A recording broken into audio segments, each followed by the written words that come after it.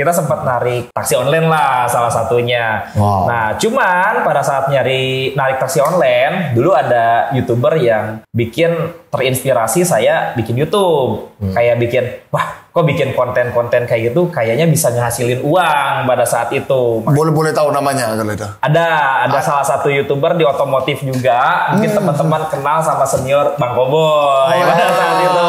Itu salam kan Bang Koboy. Kalau nggak ada Bang Koboy mungkin kita nggak bakalan jadi YouTuber lah pada saat itu, teman-teman.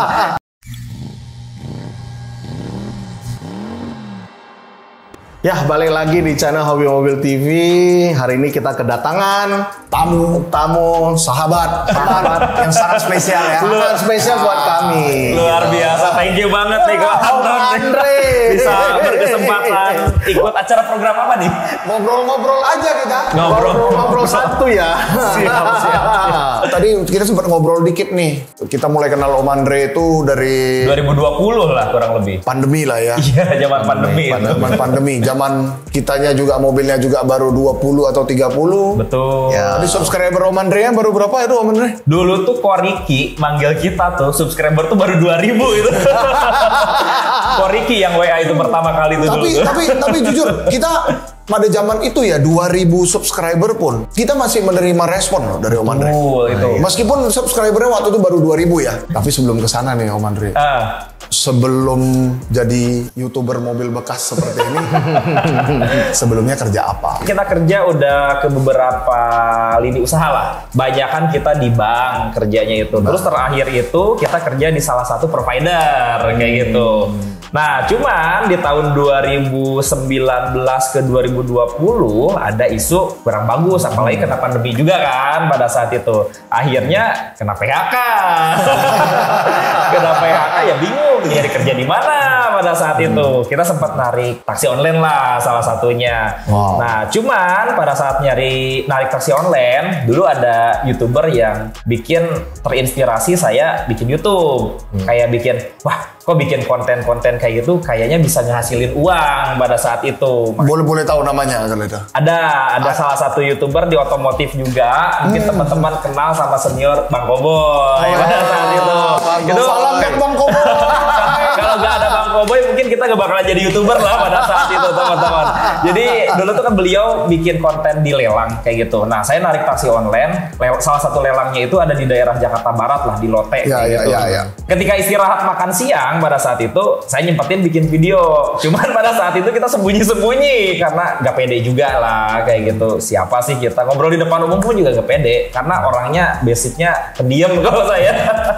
Seperti itu. Jadi ya udah gara-gara beliau bikin YouTube lah, saya ngikutin langkah-langkah beliau di lelang pada saat itu. Nah, terus lihat juga ada YouTuber lainnya yang gerbek showroom kayak gitu. Wah, ternyata ada potensi lain tuh di showroom kayak gitu. Saya pelajarin beliau juga, ya akhirnya masuk ke showroom. Salah satunya Hobi Mobil nih, yang awal-awal mungkin ngajak kita buat kolaborasi nih kayak gitu. Hobi Mobil kayak gitulah perjalanannya. Karena sistemnya kita tuh kan nggak terlalu mengerti kayak gini. Jadi pada saat awal-awal kita ketemu Om Andre, beberapa YouTuber lainnya itu kita kayak kebuka ya matanya ya.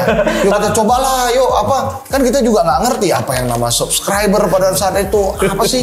Iya. Ya kan? Sebenarnya sama-sama gak ngerti pada saat itu. Awal-awal itu mulai dengan coba-coba lah ya. Ya kita sendiri nggak ngerti juga. Kita nggak ngerti sama sekali. Subscriber buat apa sih? Betul. Apa sih ya kan? Betul. Ternyata kita bikin ada jualan, ada jualan. Ya udah sebenarnya kita kan subscriber mah bonus aja sih iya, ya, betul. dari hasil kita ini. Intinya ya. usaha buat ngebantu jualan mungkin ya gitu ya.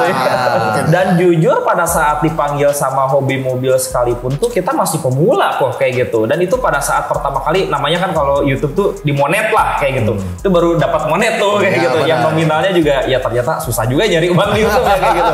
Nah, pada saat itu baru pertama kayak gitu, dan kita juga masih kayak belum terlalu ngerti YouTube itu. Jadi perlengkapan yang kita pakai pun kasarnya pada saat itu gadget handphone yang harganya 1 jutaan sekian yang nggak proper lah pada saat itu. Ya kita sharing banyak dong. Waktu yang benar-benar kita di zaman pandemi. Iya. Saya udah lihat Mas Andre, ada mic nih, micnya pakai Merek apa?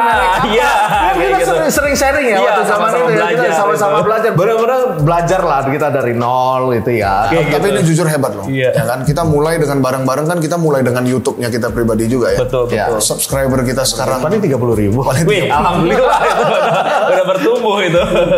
punya Om Andre sudah 514.000. Alhamdulillah itu kepercayaan penonton kali ya. Iya, Alhamdulillah kepercayaan gitu. penonton. Nggak beda sama orang tuh. Yang beda ya. Sebenarnya kalau diperhatiin ya dari sisi editor kita tuh dibandingin kompetitor yang lain biasa-biasa aja. Yang pertama. Cuman mungkin kalau saya lebih ke pembawaan di video biar informasinya apa yang dibutuhin sama penonton itu sampai kayak gitu. Terus mungkin kita tuh punya kekuatan kuantitas kali ya kayak gitu. Kalau saya mikirnya kayak gini. Kalau misalkan kita punya satu pasukan kuat kayak gitu, tapi dibandingkan dengan pasukan yang biasa aja tapi banyak, mendingan yang banyak aja kayak gitu. Mungkin powernya kuantitas, akhirnya orang punya banyak pilihan di channel Om Andre. Mungkin ya kayak gitu ya. Saya juga nggak tahu deh gitu. Itu udah masuk ke strategi marketing loh kalau itu ya benar. Kalau kita segmennya juga campur kok. Ada segmen kan konsumen juga mungkin penonton juga beda-beda ya. Ada segmen yang butuh mobil yang harga di bawah 50 juga ada. Yang harga-harga 50 ke 150 ada, atau mobil premium atau mobil baru juga ada. Makanya mungkin audiensnya jadi campur aduk mungkin ya gitu. Ya benar juga ya. Karena kuantitas video yang banyak juga. Betul, ya. gitu. Jadi viewernya juga lumayan nih. Lumayan. Dan mungkin pada saat 2020 ke 2022 lagi masa keemasannya YouTube lah, YouTube, zaman-zaman ya. itu 2020 ke 2022. Benar-benar kita ngerasain itu juga ya. Iya, kita Zaman subscriber naik itu 2020. Zaman kita baru-baru belajar bikin YouTube. Anton ngomong aja ya, gue inget ya, retake-nya sampai 11 kali atau 12 kali gitu. Itu aja. Itu ditayangin, kita tayangin di YouTube. Yang nonton banyak loh. Iya, itu banyak banget tuh. Cuma dikasih Udah lama-kelamaan. Saya yakin ya, yang biasa retake-nya 11, jadi nggak ada retake lagi bro. Iya. Gue juga bingung, salah-salahnya gimana. Tapi gitu. natural itu orang Natural. senang. Iya. Memang dia gitu, semuanya harus natural. Harus natural, itu natural. betul. Sama kayak podcast kayak gini ya. Kayak kita ngomongnya Gak ada teks. Gak ada teks. Gue grogi juga. Natural. Nah, tapi selama perjalanan ini ya, itu kan enaknya. Kalau kesulitannya apa? Oh banyak. Banyak. Nah itulah kesulitan itu yang mungkin teman-teman yang di rumah ini mau dengar lah ya. Iya. Kesulitannya mungkin salah satunya harus realistis juga ya. Mungkin kita kerja tuh salah satunya materi butuh lah kayak Ya, gitu. pasti dong. Itu butuh Pasti lah materi dong, kayak pasti. gitu lah. Tahu nggak pendapatan bulan pertama saya sebagai YouTuber berapa? Sebulan Rp45.000. Itu pertama kali isi AdSense ya? Iya betul lagi sih. Sedangkan AdSense sendiri kan bisa cair itu minimal 1,3 kan kayak Iya, gitu iya, kan. iya. Dan baru cair tuh di bulan ketiga gitu tuh dapat gaji dari AdSense gitu. Kadang-kadang kita juga sering gerebek-gerebek ke teman-teman showroom. Penolakan juga banyak pada saat itu. Banyak penolakan juga. Pas zaman 2020 kan masih banyak yang saya nggak butuh YouTube. Iya, nggak butuh YouTube. Nah, Dan saya mereka masih nggak butuh YouTube. apa sih YouTube kayak gitu. Terus zaman dulu kan zaman COVID kan, kita datang ke showroom. Maaf nih mas, kita gak boleh ada keramaian. Dalam hati saya, nggak boleh ada keramaian, orang saya sendiri. Kecuali kalau saya se-RT kali ya, pada saat itu ada penolakan kayak itu ada kayak gitu, macam-macam lah. Sorry gue cut dulu ya. Gue penasaran. Yang pernah nolak Om Andre, pernah nggak sih manggil Om Andre lagi? Ada, ada kayak gitu. Dan perjalanan kan pada saat itu juga orang masih nggak tahu kan YouTube itu buat apa. Cuman kan kalau kita kan prinsipnya punten. Kita tuh dari awal, dari dulu tuh gerbek ke showroom nggak kayak kita minta apa enggak kayak gitu. Kita emang mintanya minta konten kayak gitu, minta konten, kita dapat informasi. Justru target saya tuh dapat AdSense semaksimal mungkin kan kayak gitu. Tapi emang seiring berjalannya waktu, orang-orang juga ternyata ya mudah-mudahan sih dari sosial media dulu tuh ada impact-nya lah buat teman-teman showroom. Udah ngerasain impact-nya kayak gitu ya. Lama-kelamaan juga showroom banyak yang kenal YouTube kayak gitu. Itu yang luar biasa loh. Jadi buat teman-teman showroom semuanya pasti tahu lah ya impact kalau dapat dari Amin, mudah-mudahan. Om Andre. Dari channel Om Andre. Iya. Cuman memang ada komplainan juga. Iya. Ya, komplainannya ini cepat telat. Bercanda ya, Mas? Iya. Jadi tahu nggak sih cara bikinnya, ambil momen apa supaya dapat penontonnya banyak. Mungkin dari waktu uploadnya kah, dari Algoritmanya lah ya. cara shootnya kah, atau Oh iya. mobil apakah yang lagi dicari Iya, gitu-gitu. Itu ada momen-momennya nggak sih? Kan kayak sekarang nih momen menjelang Lebaran nih, Betul. ada nggak sih? Jadi kalau kayaknya shootnya harus mobil-mobil yang angka berapa, penontonnya itu naik gitu. Ini kita jujur-jujuran aja ya, gitu ya. Tiap showroom kan punya strategi bisnisnya masing-masing. Yang namanya beli mobil second diusahain cek mobil lah kayak gitu. Karena kan mobil second beda sama mobil baru ya kayak gitu ya. Nah dari segmen penonton mungkin kebanyakan itu orang lebih suka penonton beli mobilnya itu yang menengah ke bawah seperti itu. Ya. Nah itu mungkin algoritma penontonnya rame kalau di otomotif kayak gitu. Kalau untuk jam tayang sebelum bulan puasa, golden hour saya tuh di 6:30 malam. Dan mungkin orang udah pada santai pulang kerja juga. Nah cuman sekarang setelah di bulan puasa kayaknya lebih ramai itu di sore hari. Kayaknya itu. Cuman nggak bisa ditebak juga sih, kadang-kadang kita bikin video tuh kok kayak gitu. Niat tuh pengen dibagus-bagusin. Penontonnya biasa aja. Tapi punten bikin video yang kita kayak ya udahlah natural, gak usah banyak yang aneh-aneh. Kadang-kadang rame tuh kayak gitu tuh. Kadang-kadang nggak bisa ditebak sih algoritma itu. Tapi kalau prinsipnya gimana pun hasilnya tetap konsisten. Karena yang susah tuh konsisten. Ya, konsisten yang susah. Ya, tetap itu. Ini ada yang menarik nih. Kan dari Om Andre kan selalu saranin ke penontonnya untuk cek unit. Kenapa itu Om Andre? Karena kan kalau beli mobil second tuh kita nggak tahu pemakai sebelumnya seperti apa. Kalau mobil baru kan mau beli di dealer A, B, C, D pasti sama lah mobilnya kayak gitu. Kalau beli mobil baru. Kalau ngecek itu ya minimal ada pagar-pagar lah kayak gitu. Kan sekarang banyak juga ya jasa inspektor atau jasa apa kayak gitu. Yang menurut saya pribadi mengeluarkan uang yang punten ya, harga mobilnya kan puluhan ratusan juta. Bayar inspektor mungkin nggak nyampe sejuta lah ya, masih ratusan ribu kayak gitu ya. Yang menurut saya worth it kayak gitu, tapi dapat mobil yang beneran aman kayak Karena gitu. yang kalau saya lihat kadang apakah mereka sudah ternyata harus pakai jasa inspektor. Makanya ya memang sebenarnya lebih baik sih pakai ya, karena kan cenderung yang nonton ini saya hampir yakin mereka tidak punya pengetahuan yang lumayan dalam tentang mobil bekas ya, karena banyak kita direspon orang mahal.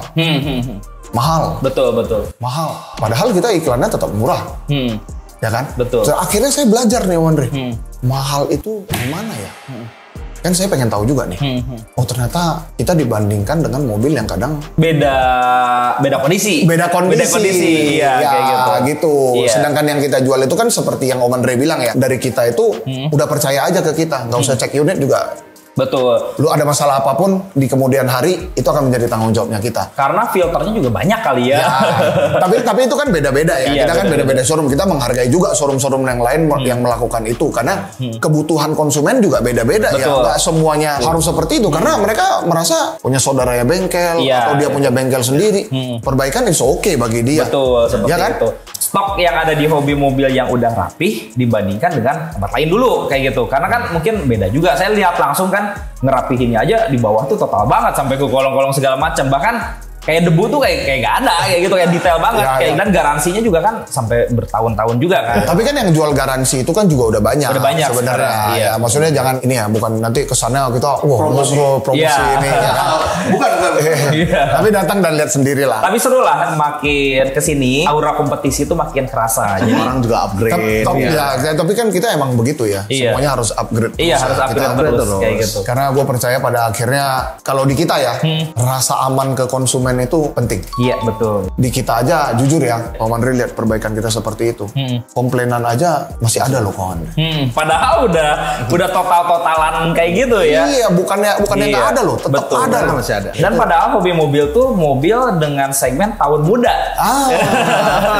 Mobilnya tahun muda kan semakin mobil usianya semakin lama kan resikonya juga semakin gede kan sebenarnya. Tapi itu nggak apa-apa, Wan. Itu bagian dari kita upgrade. Iya, cuman pada intinya sih jangan nutupin rezeki orang. Kalau kita nutupin rezeki orang, saya percayanya rezeki kita bakal ditutupin juga kayak gitu. Itu. Makanya itu aja kalau dari saya gitu. Nah ini terakhir nih, Om Andre kan mulai masuk ke mobil bekas nih. Oh iya. Kemarin itu ya. Iya. Kemarin ya kan saya sempat nonton juga tuh. Memang tertarik maju ke sana atau gimana Om Andre? Saya mikirnya karena dulu pernah kayak diputus kerja kayak gitu, jangan sampai kehilangan pekerjaan itu terulang kembali seperti itu. YouTube alhamdulillah sampai sekarang mudah-mudahan panjang dan seterusnya masih bisa ngebantu Amin. kita mencari rezeki lah kayak gitu. Amin. Cuman kasarnya amit-amit ketika platform ini udah nggak ngehasilin, saya belajar kerjaan yang lain kayak gitu. Nah, Om Andre, kalau di kita itu semua tamu yang datang akan kita tanya. Waduh, ditanya apa nih? Ya, harus kita tanya, mobil impiannya Om Andre itu apa? Pengen punya mobil Kia EV9. Oh. Iya.